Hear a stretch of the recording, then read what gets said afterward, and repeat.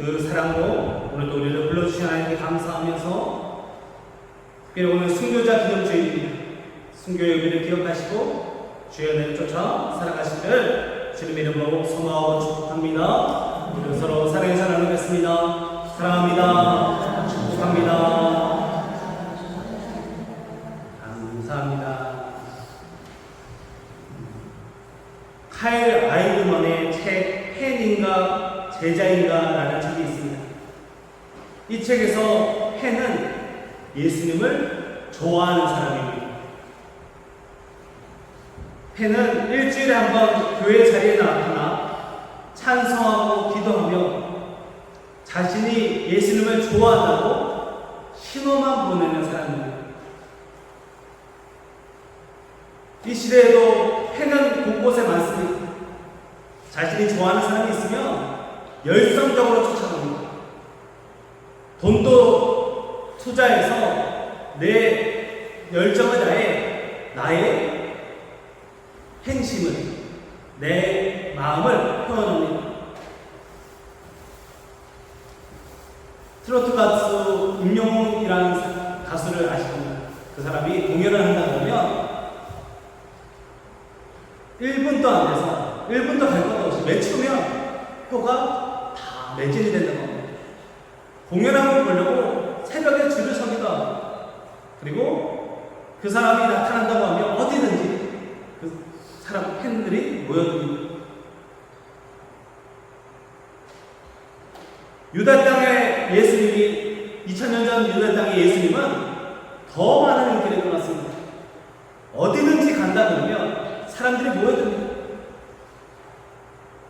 성경에서는 이들을 무리라고 표현합니다. 무리. 이 사람들은 예수님에게 무엇인가를 얻기 위해, 예수님에게 무엇인가를 얻어서 자신의 삶이 변화되기 위해 어디든지 따라다닙니다. 그런데 예수님은 무리가 아닌 제자가 되라 하십니다. 제자는 예수 그리스도를 따르는 사람들입니다. 이 사람들은 자신의 모든 것을 걸고 예수님을 따르며 예수님을 닮아가고자 하는 사람들입니다. 좋아하는 것에서 그치지 않고 예수님을 따르는 사람입니다.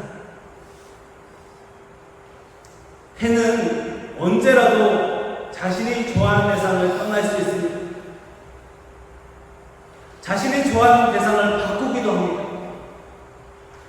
언제라도 다른 사람을 쫓고 내가 원하는 것이 이루어지지 않으면 적이 되기도 합니다. 예수님을 쫓아다니던 그들이 예수님을 십자가에 못 박으라고 소리치는 사람들이 되었습니다. 예수님은 우리에게 펜, 곧 무리가 아니라 제자가 되라 하십니다. 성령님들에게 이제 질문을 던지고자 합니다. 성령님들은 펜이십니까? 아니면 제자입니까?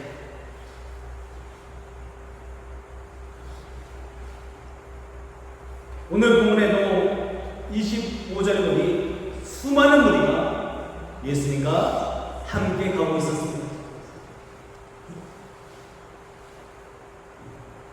그런데 예수님은 자신들을 따르는 그 무리들에게 무리한 도전을 던지십니다. 가족과 친지와 자신의 목숨을 미워하라고 말씀하십니다. 자기 십자가를 지고 나를 따르라 하십니다.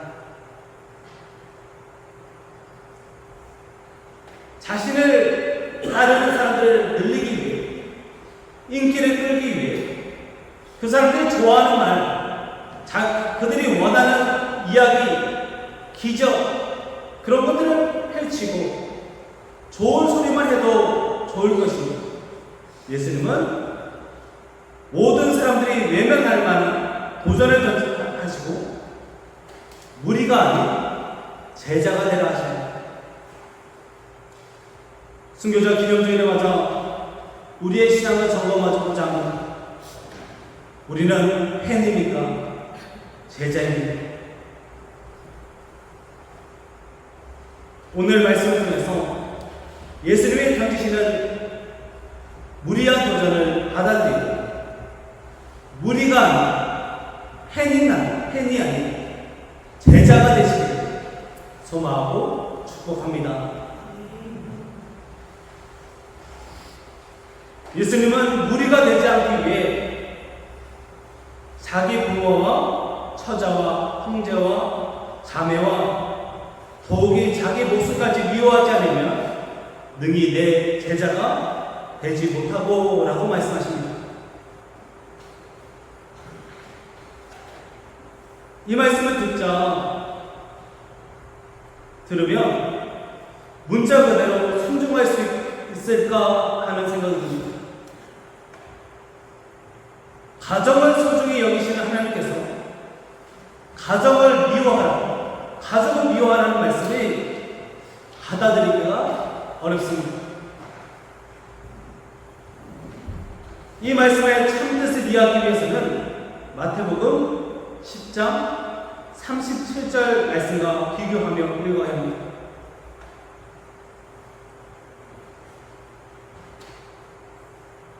아버지나 어머니를 나보다 더 사랑하는 자는 내게 합당하지 아니하고 아들이나 딸을 나보다 더 사랑하는 자도 내게 합당하지 아니하며.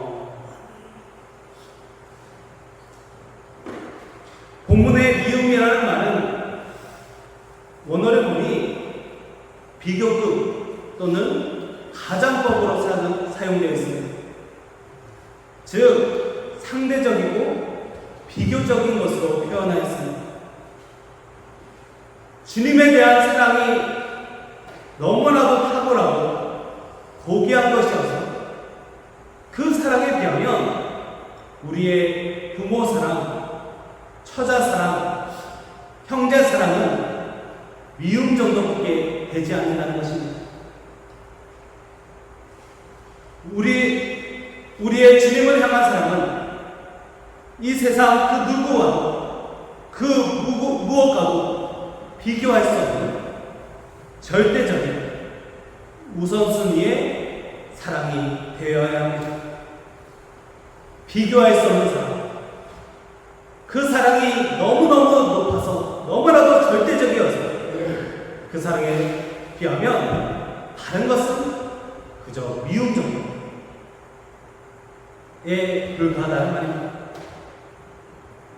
이 시대 최고의 복음주의 스승이라 불리는 존 스토트는 제자도라는 책에서 나사렛 예수 그리스도 외에는 하나님이 인간이 되시고 우리의 죄를 감당하시고 죽음을 이기신 분이 없으므로 오직 그분만이 죄인들을 구원할 유일한 자격이 있으십니다. 우리는 예수님을 알렉산더처럼 나폴레옹처럼 위대하다고 말할 수 없습니다. 그분은 위대하신 분이 아니라 유일한 구주 예수님이십니다. 그분과 같은 이는 아무도 없습니다. 라고 말합니다. 예수님은 누구보다 위대하고 누구보다 더 좋아할 뿐이 아니라 우리가 진정으로 사랑할 유일한 분입니다. 예수님밖에 없습니다. 그렇다면 이 땅의 사람들에게는 제자로서 어떻게 그들을 대해야 할까요? 어떻게 그들을 대하고 그들을 사랑해야 할까요? 예수님을 향한 사랑이 최우선이라 가족과 이웃을 향한 사랑은 그 다음이어야 합니다. 그래서 예수님은 우리에게 하나님 사랑, 이웃 사랑을 명령하십니다. 미워하라는 말은 예수님을 사랑하는 만큼은 아니지만 예수님을 사랑하고 그 사랑하는 그 사랑으로 서로 사랑하는 의미입니다. 그래서 예수님은 우리가 서로 사랑할 때 세상이 우리가 주님의 제자인 줄 알게 된다고 말씀하십니다. 예수님보다 앞서는 것은 아무것도 없습니다. 우리는 예수님이 최우선이어야 합니다. 예수님만 따라가야 합니다. 그런데 예수님만 사랑하는 성도는 그 길을 함께 따라 걸어갈 가족을, 이웃을 또 사랑해야 합니다. 혼자 가는 것이 아닙니다. 예수님은 한 사람의 10걸음보다 10사람의 한 걸음을 귀하게 여기십니다. 그러나 그 모든 사람이 예수님을 가장 소중하게 최우선으로 여기길 원하십니다. 이 땅에 그 누구도 예수님보다 먼저가 되어서는 안 됩니다. 사람이 아닌 예수님을 최우선으로 사랑하는 제자가 되시길 소망하고 축복합니다. 예수님을 따르기로 작정한 자들에게 대가를 지불해야 함을 알려주십니다. 오늘 우리가 읽은 본문 뒤에 이어지는 28절에서 32절에는 두 가지 예화가 소개됩니다. 첫 예화는 망대를 건축하는 이야기입니다. 망대를 건축할 때 생각이 있는 사람이라면 이 건축물이 완성되기 위해 얼마만큼의 예산이 소요될 것인가를 미리 계산해야 합니다. 이번에 우리가 교회 계단을 세울 때도 그저 세운 것이 아니라 이제 이 계단을 짓기 위해서 돌이 얼마나 들고 시멘트, 모래, 그리고 각종 제재가 얼마나 들고 계획을 어떻게 세워야 할지를 대해서 예산을 세우고 감당할 수 있는지를 따져보았습니다. 그렇지 않고 무턱대고 공사를 시작하면 감당 못할 공사가 될 수도 있고, 그랬다가는 중간에 공사가 멈춰질 수도 있습니다. 시작 안 하는 게 낫지 중간에 멈추면 더 흉물이 됩니다. 둘째 예화는 전쟁이 발발했는데 아군은 10,000명이고 적군은 20,000명입니다. 2배가 되는 적을 상대하기 위해서 소수의 권세로 전쟁의 승리를 이끌기 위해 얼마만큼의 희생과 군비가 필요한지 계산해야 합니다.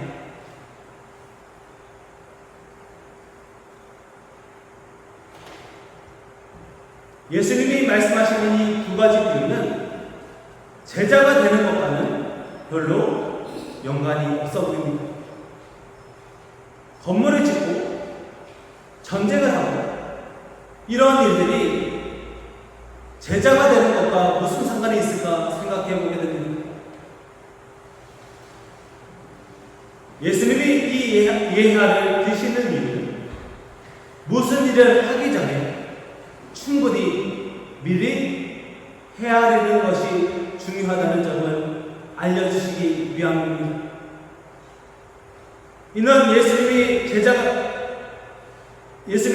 되기 위해서는 반드시 갖추어야 할 자세가 있다는 말입니다. 바로 33절 말씀입니다. 이와 같이 너희 중에 누구든지 자기 모든 소유를 버리지 아니하면 능히 내 제자가 되지 못하리라. 할렐루야.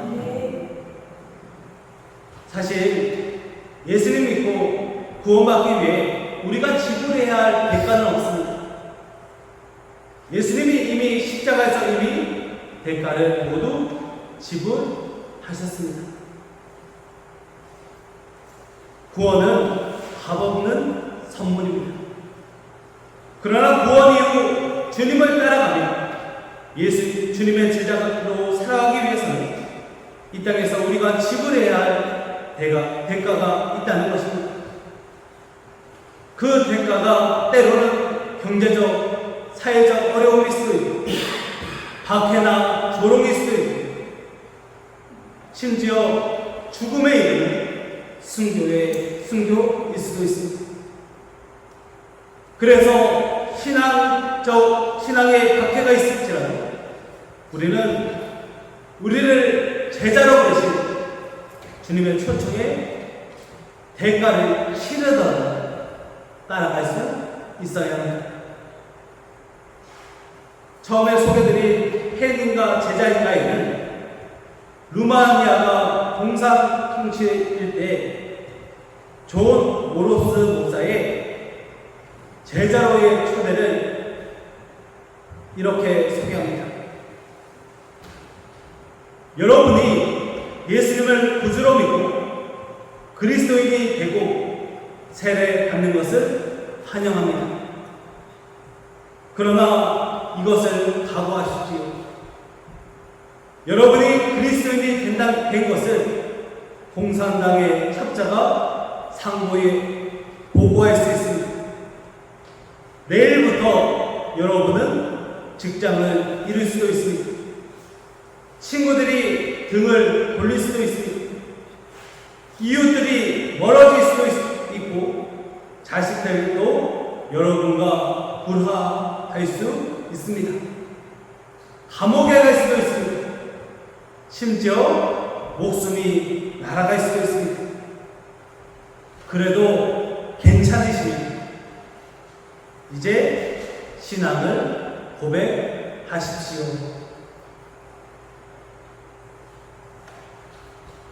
이제 우리도 똑같이 예수님이 우리를 초대하십니다. 내가 가진 모든 것이 모두 사라지더라도 제자의 삶을 선택할 수 있어야 합니다.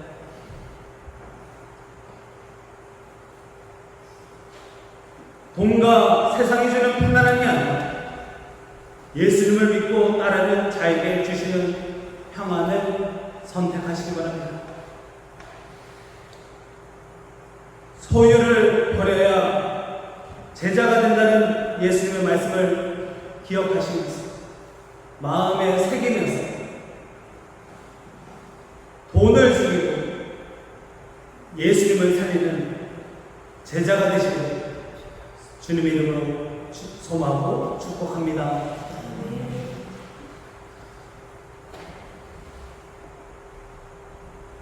첫 번째는 사랑을 주고 인을 죽이고 두 번째는 돈을 주겠습니다. 이제 한 가지 더 우리가 죽여야 하는 것이 있습니다. 우리가 주님을 누구보다 사랑하고 돈과 세상의 물질을 외면하는 이유는 자기 십자가를 지고 나를 따르라는 예수님의 말씀에 순종하기 위해서입니다. 언제나 가장 강력한 적은 내부에 있습니다. 우리가 예수님을 따르는 제자의 삶을 사는 것을 막는 적은 외부에도 있지만 가장 강력한 적은 바로 나 자신입니다. 내가 주인이 되고 내 욕심으로 예수님의 자리에 앉으려 하고 예수님을 통해 나의 필요만 채우려고 한다면 우리는 제자가 아닙니다. 그래서 예수님은 자기 십자가를 져야 한다고 말씀하십니다. 특별히 누가복음에서는 십자가를 져야 예수님의 제자가 될 수 있다는 점을 강조하고 있습니다. 예수님이 마태복음에서는 자기 십자가를 지는 것이 합당하다고 말씀하시는데 누가복음에서는 십자가를 져야 제자가 된다고 말씀하십니다. 십자가를 져야 예수님의 제자가 될 수 있습니다. 십자가는 곧 죽음입니다. 그런데 오늘날 우리를 박해하는 사람들은 십자가에서 죽어야지 라고 말은 하는데 죽는다는 것이 무슨 의미일까? 내가 죽을 일이 없는데 뭘 죽여야 할까? 라는 생각을 해보게 됩니다. 죽음이 멀게 느껴집니다. 그래서 자기 십자가를 지고 살아가기 위해 우리가 기억해야 할 한 사람의 이야기가 있습니다.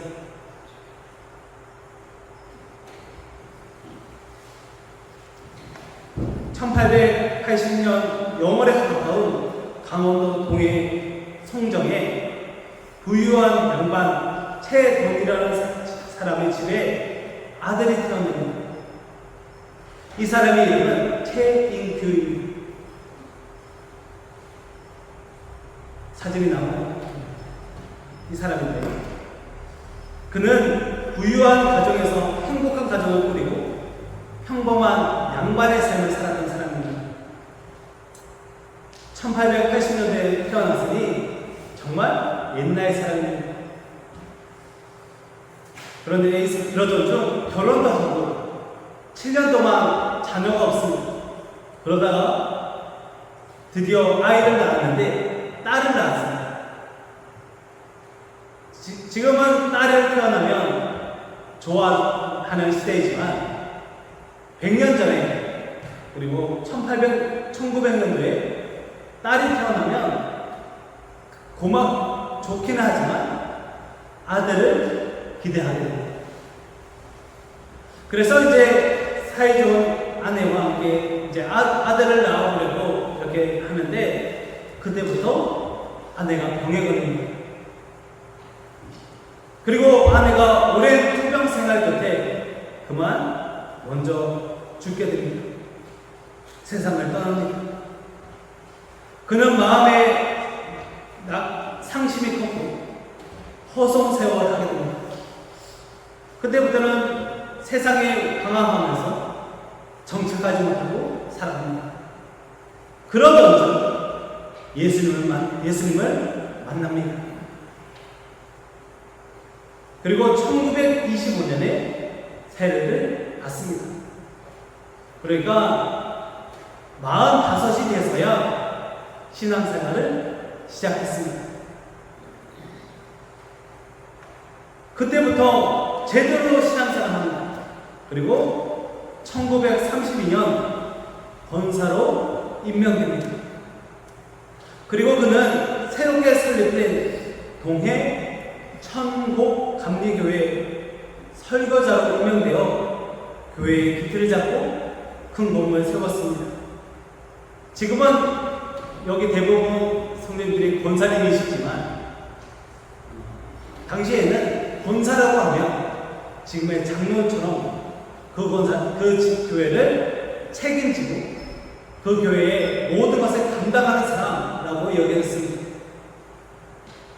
지금도 그러하게 또한 상황이 보입니다.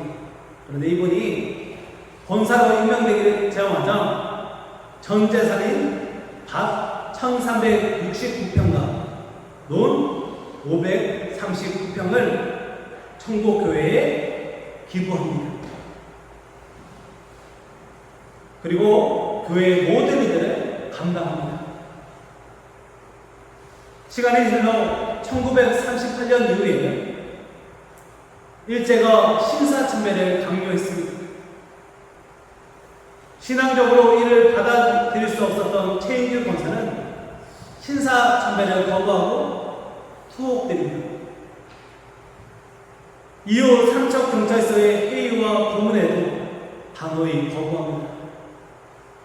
그러자 일본 경찰이 망신을 주기 위해 인분통, 그러니까 쉽게 말하면 똥통을 이렇게 지게 하고 온 마을을 돌아다니면서 길거리를 다니게 합니다. 그리고 그러면서 나는 신사참배를 거부한 최인규다라고 외치면서 길거리를 다니게 합니다.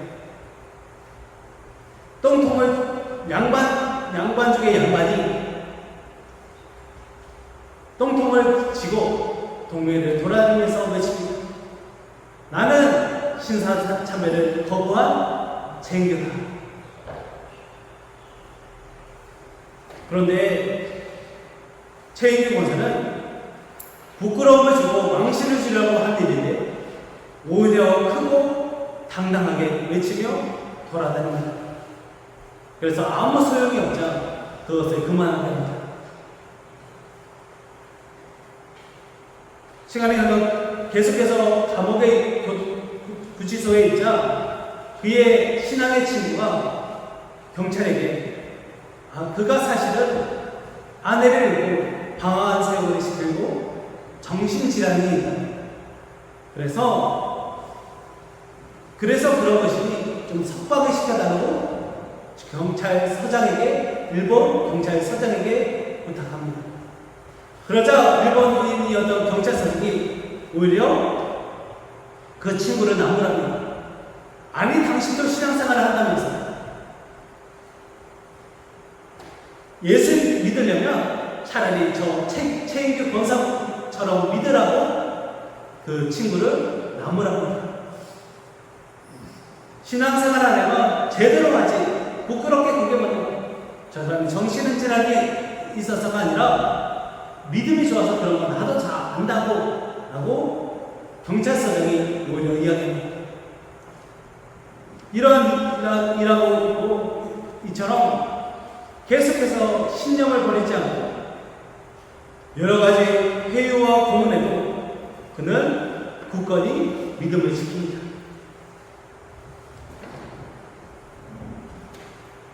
결국 온갖 고문과 잦은 단신으로 건강이 급격히 나빠지게 됩니다. 여러 가지 회유가 있습니다. 그리고 돈이 많은 사람이고 그것을 전 재산을 바친 것을 아니까 이제 그만하면 된다. 이제 좀 편하게 살라고 사람들에게 회유하고 그리고 이제 그만하라고. 그때 최인규 권사가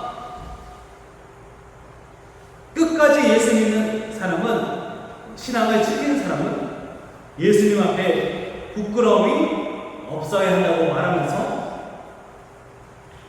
신앙을 지키다가 1942년 대전 형무소에서 숨을 거둡니다. 최인규 권사는 예수 믿고 자신의 전 재산을 교회에 바치고 자신의 목숨도 주를 위해 바쳤습니다. 돈과 가족, 삶을 모두 예수님을 위해 바치고 산 사람입니다. 우리에게 멀지 않은 곳에서 일어난 이야기입니다.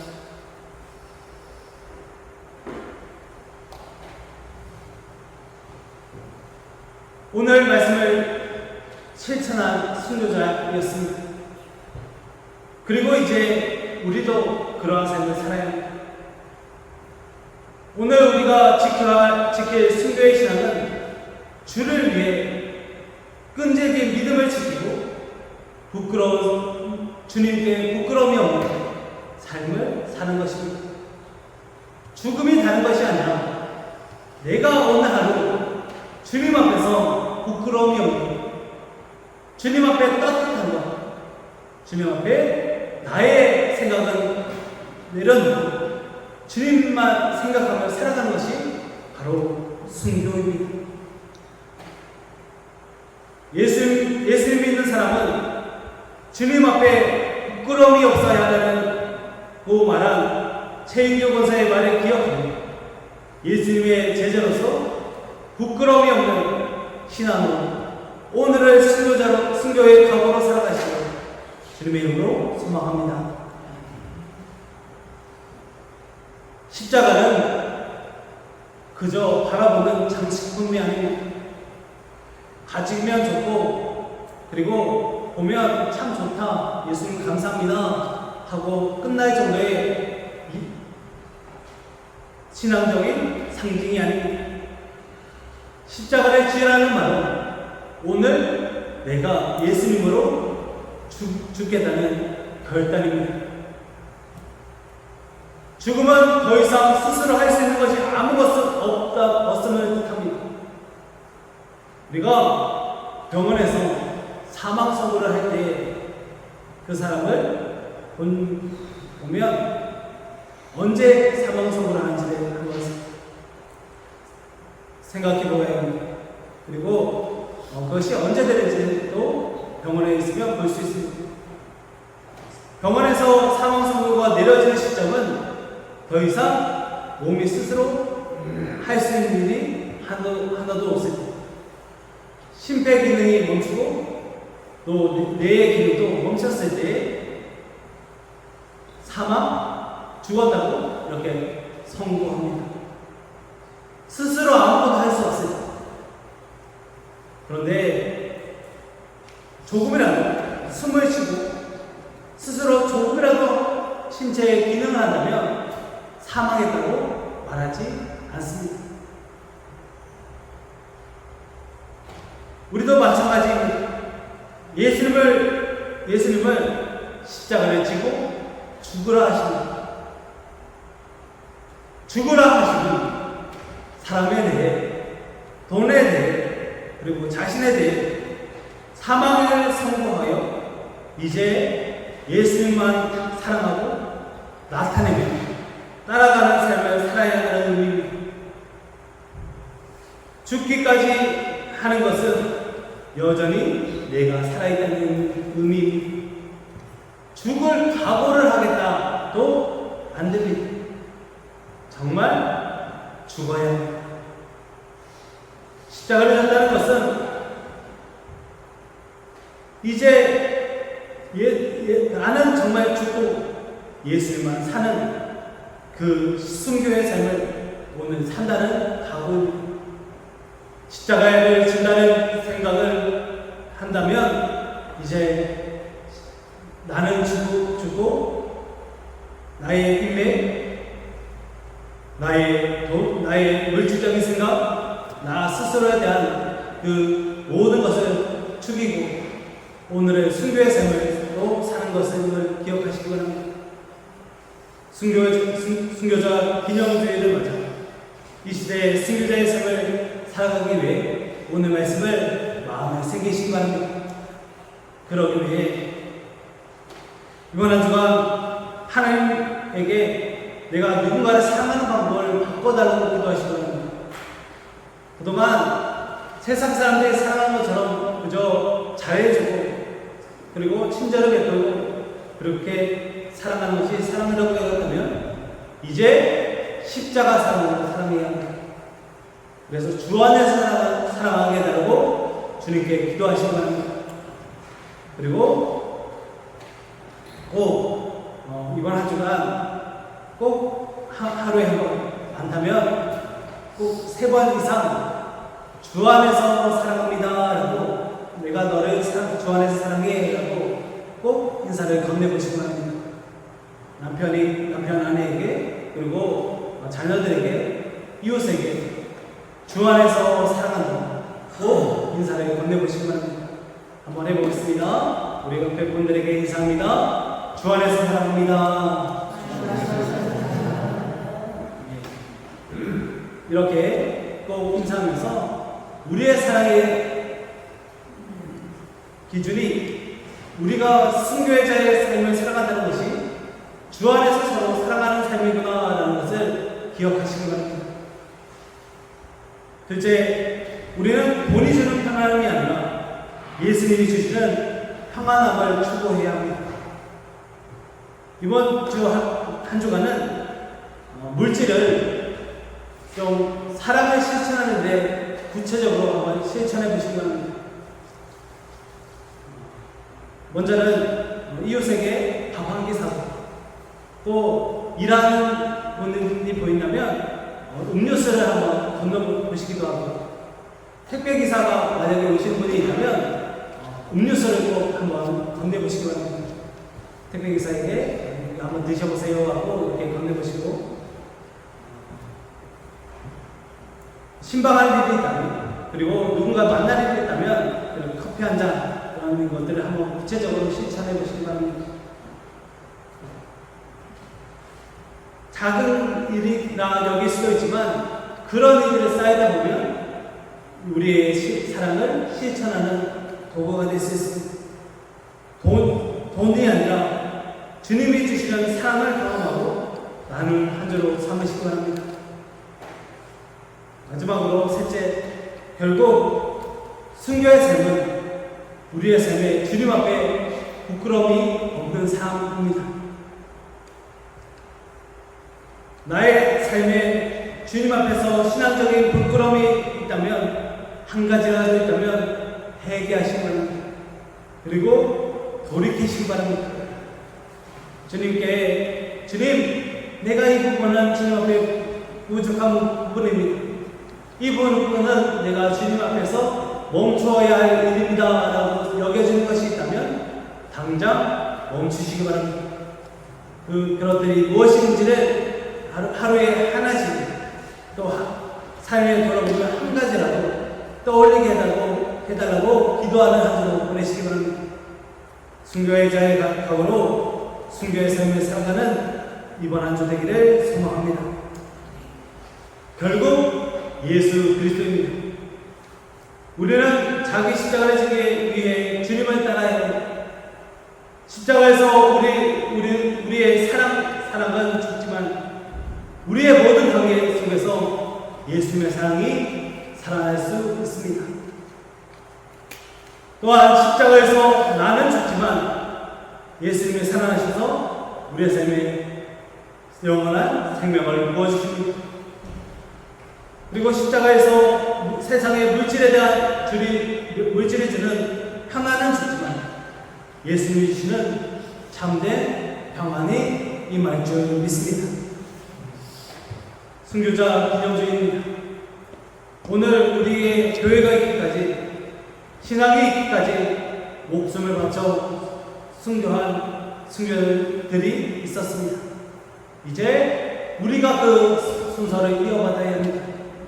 오늘 말씀을 기억하시고 사람에 대해, 돈에 대해, 그리고 자기 자신에 대해서 순교의 각오를 가지시고 죽기까지가 아니라 진짜 죽어서 예수님만 사랑하는 우리 모두 되기를 주님의 이름으로 소망하고 축복합니다. 기도하겠습니다.